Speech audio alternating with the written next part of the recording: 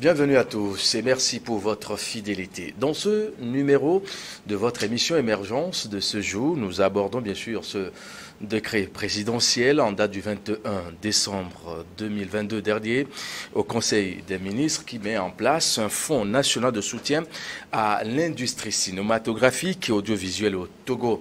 Mais bien avant d'arriver là, nous allons essayer d'aller un peu au fond d'un Conseil national des producteurs audiovisuels. Son président, sinon son patron, Marcelin Bossou, il est producteur lui-même et président du Conseil national des producteurs audiovisuels au Togo, ici.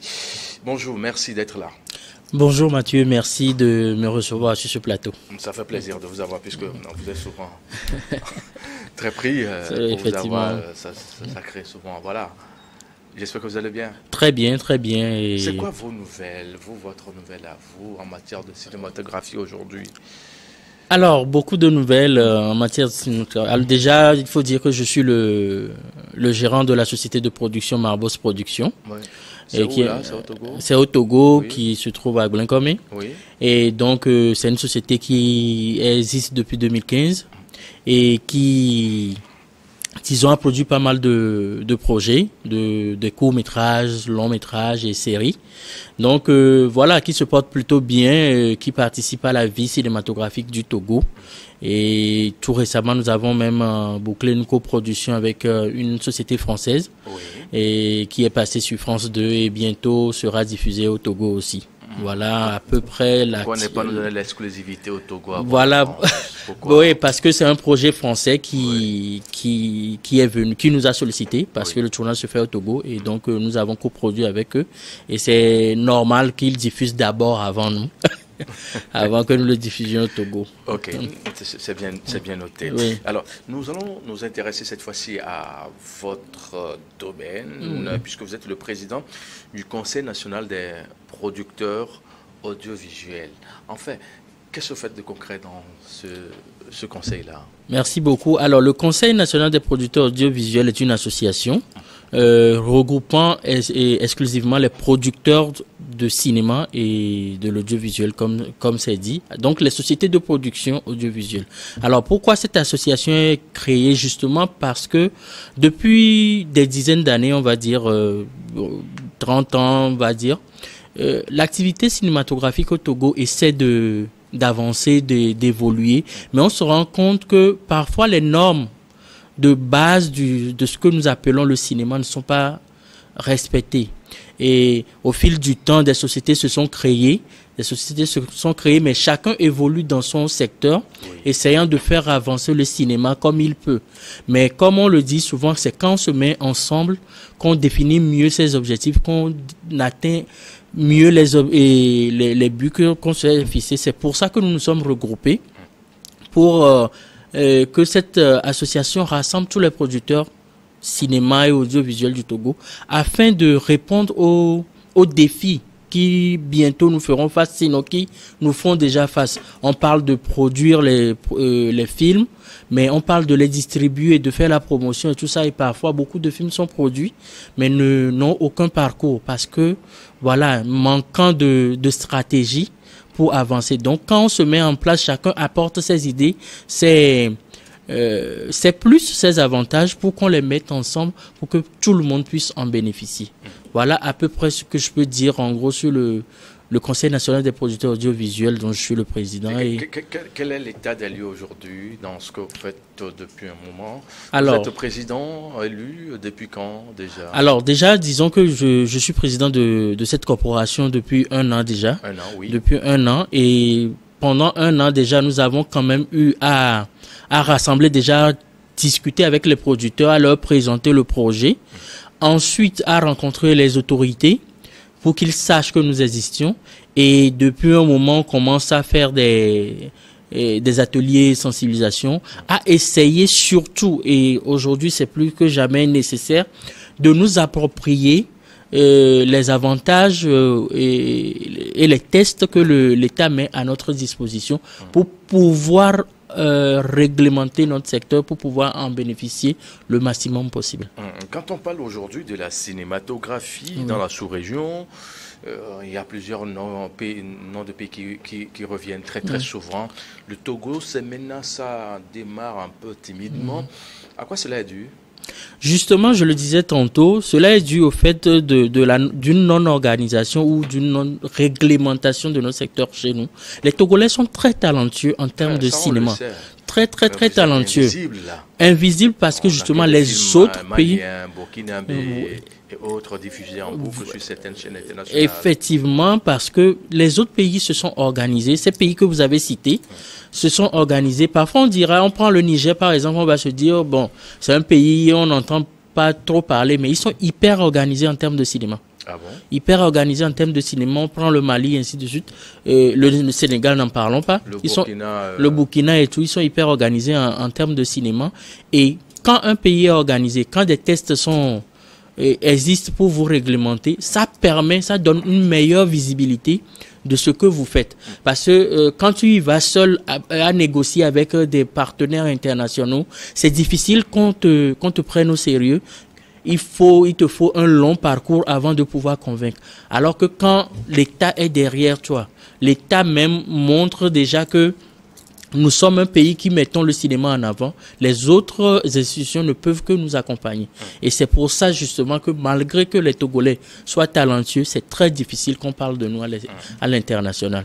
Vous êtes talentueux, vous êtes presque inexistant sur le plan sous-régional et international, mais aujourd'hui quand même avec vous, on sait Marcelin Bosso avec quelques de ses réalisations et d'autres que je connais dans le domaine.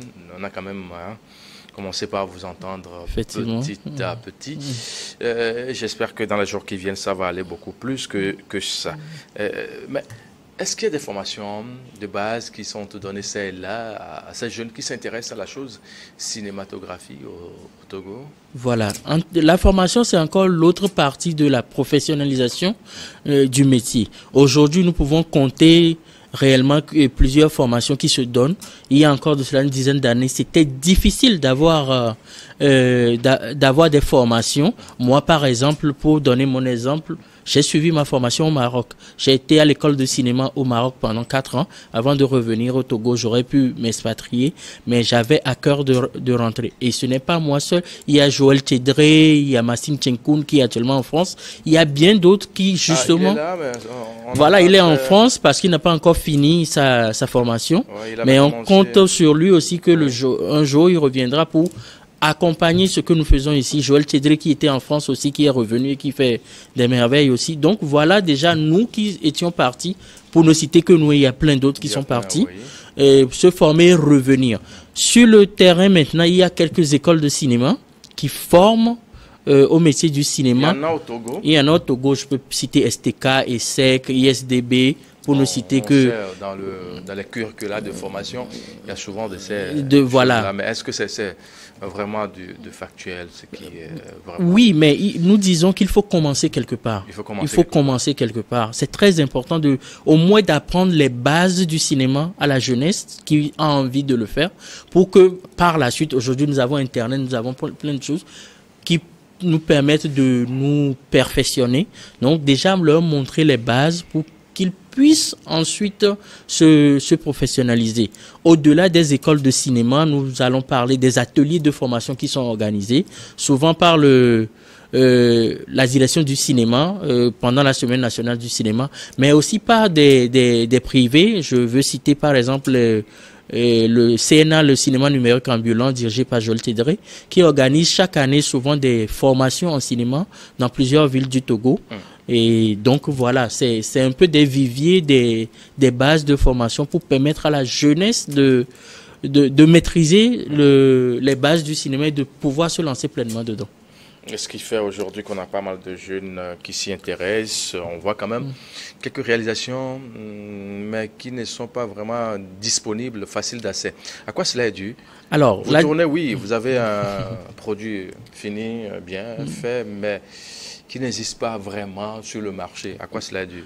Voilà, ce constat, on peut l'associer au fait que de la non-disponibilité des salles de cinéma. Parce que pour voir un film, il faut aller en salle de cinéma. on le disait encore, il y a de cela 10 ans, ça n'existait pas du tout. Maintenant, ça commence à venir. On a des salles étrangères qui sont installées. Encore que le défi avec ces salles étrangères est qu'ils puissent accepter programmer nos films locaux à destination de notre public. Accepter comment?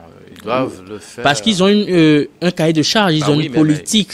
Donc, et justement, nous travaillons sur ça pour que dans d'autres pays, ces salles ont des journées dédiées, voilà, ont des journées dédiées au cinéma local. Donc nous travaillons à ce que chez nous aussi ça puisse se faire et nous sommes convaincus que ça se fera. Mais au-delà de ça, des initiatives aussi privées. Aujourd'hui, quand on prend le Palais des Congrès, nous le transformons très vite en salle de cinéma parce que on peut dire ça prend 3000 personnes. Donc 3000 personnes, la plus grande salle de cinéma au Togo. Donc voilà. Et à part ça, il faut dire aussi que quand nous produisons les films, parce que faire un film, ça nécessite des moyens. Et quand tu mets beaucoup de moyens dans les films, tu as envie de vraiment le rentabiliser. Et le rentabiliser, c'est plus à l'international que sur le plan national. Ce qui fait que c'est très difficile. Je veux comprendre un peu ce point-là. Parce qu'il y a toujours ce débat-là qui revient. Parce que les gens ne vont pas souvent dans les salles pour aller regarder, ça vous fait perdre des sous ou comment? Ça, je ne maîtrise pas vraiment. Alors, déjà, je vais donner un exemple terre à terre. Nous avons montré le 7 août dernier Le Job Idéal, un film que j'ai produit au Palais des Congrès. Mais cela nous a coûté beaucoup d'argent pour pouvoir le montrer. Nous ne sommes pas même sûrs d'avoir fait le tiers de ce que vous avez dépensé. Ce que nous avons dépensé. Alors que ça, c'est l'investissement pour montrer le film. Sans compter l'investissement pour faire le film. Donc, ce qui déjà nous demande beaucoup d'énergie, beaucoup de moyens à organiser tout cela. Alors que quand nous passons par des distributeurs, cela nous allège la tâche. Ce qui veut dire que mais les distributeurs, eux, ils calculent en termes de rentabilité et la rentabilité, c'est à l'international.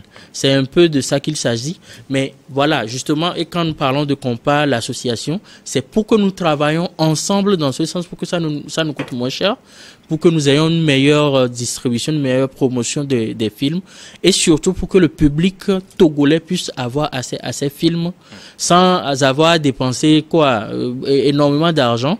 Et Steven Afa a montré son film à 2 février, il a mis le tarif. Nous sommes heureux que les gens soient sortis pour regarder jusqu'à 50 000 francs la place. Roger Gbekou, tout récemment, il va le faire encore bientôt. Et voilà. Mais il est important que nous puissions faire en sorte que la plus grande majorité du public togolais puisse avoir accès à ces films. On parle de Lomé, mais on doit parler de l'intérieur du pays aussi, parce que faire un film, c'est pour tout le pays, c'est pas seulement pour la capitale. Parfait. Voilà. Alors, ce que veut dire que c'est une question de sous, il faut rentabiliser les... C'est une question de sous. Il faut vraiment rentabiliser, parce que c'est la rentabilité qui permet à l'industrie d'évoluer. Si c'est pas rentable, ça n'évoluera pas. Jusqu'aujourd'hui, tous ceux qui sont dans le cinéma font l'effort de s'investir. C'est la passion qui nous guide. Nous mettons plus de sous dedans que nous n'en récoltons, mais nous sommes convaincus que demain sera meilleur. Et demain sera vraiment meilleur parce que le gouvernement, l'État a mis en place un fonds national de soutien à l'industrie cinématographique et audiovisuelle. On va revenir sur ça dans la deuxième partie de cette émission, mais clôturons cette première partie d'abord en s'intéressant à ce qui s'est fait déjà sur le terrain. Mais est-ce que vous êtes légalement et professionnellement constitué aujourd'hui au Togo? Quand on dit on a mis en place le fonds SICA. Alors justement, c'est encore l'un des combats que nous menons au COMPA, au Conseil national de producteurs audiovisuels. Moi, je prends ma société Marabos Production, elle est légalement installée depuis 2015, paie ses impôts et tout, et en règle avec l'État. C'est un facteur important pour montrer que nous sommes crédibles. Et les structures, les sociétés qui sont dans le COMPA, l'exigence, c'est que tu sois légalement installé avant de faire participer, d'être dans l'association. Et je peux vous dire qu'ils sont tous installés. Maintenant, l'objectif, c'est ceux qui sont encore dans l'informel, ceux qui sont encore, qui aiment le cinéma, font le cinéma, mais le font de manière informelle. Nous les sensibilisons à se faire enregistrer légalement. Oui, c'est vrai que quand on parle d'impôts, de payer des impôts, parfois ça nous tue, mais c'est très important d'être légalement constitué parce que c'est ça qui nous donne de la crédibilité. Et nous sommes de plus en plus nombreux à être à être légalement constituée. L'association même est légalement installée à son récipicé auprès du ministère de l'administration territoriale et tout. Donc nous faisons tout dans les normes parce que demain est déjà à nos portes et demain nous exigera cette légalité. Donc il est important qu'on le fasse. Économiquement, vous arrivez à vivre de votre art. Je vous vois un peu souriant. Ce qui veut dire ça va chez vous, Marcenet, Je suis souriant parce que j'ai la foi.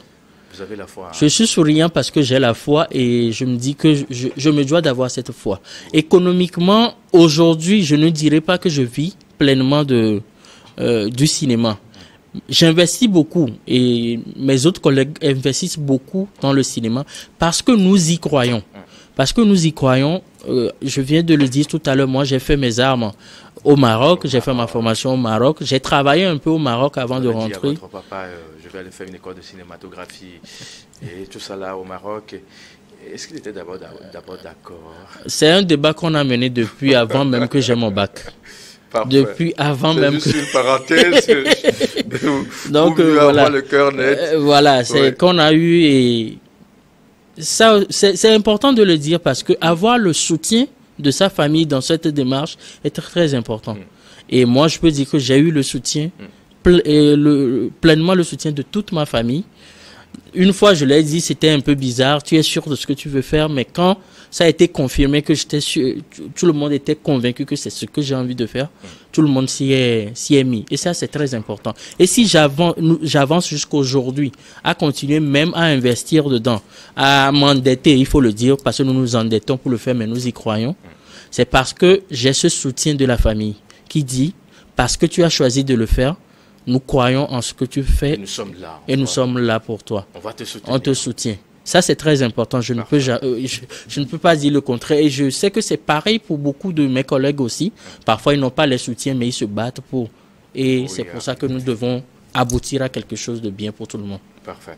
On va devoir marquer la toute première pause. Revenez dans la deuxième partie de ce numéro de votre émission Émergence qui passe à la loupe aujourd'hui, ce domaine de la cinématographie au Togo que l'État est en train de restructurer en quelque sorte en mettant en place un fonds national de l'industrie cinématographique et audiovisuelle. Un fonds qui fera bien sûr du bien à ceux qui sont les acteurs, les vrais bien sûr, de ce domaine. À très vite.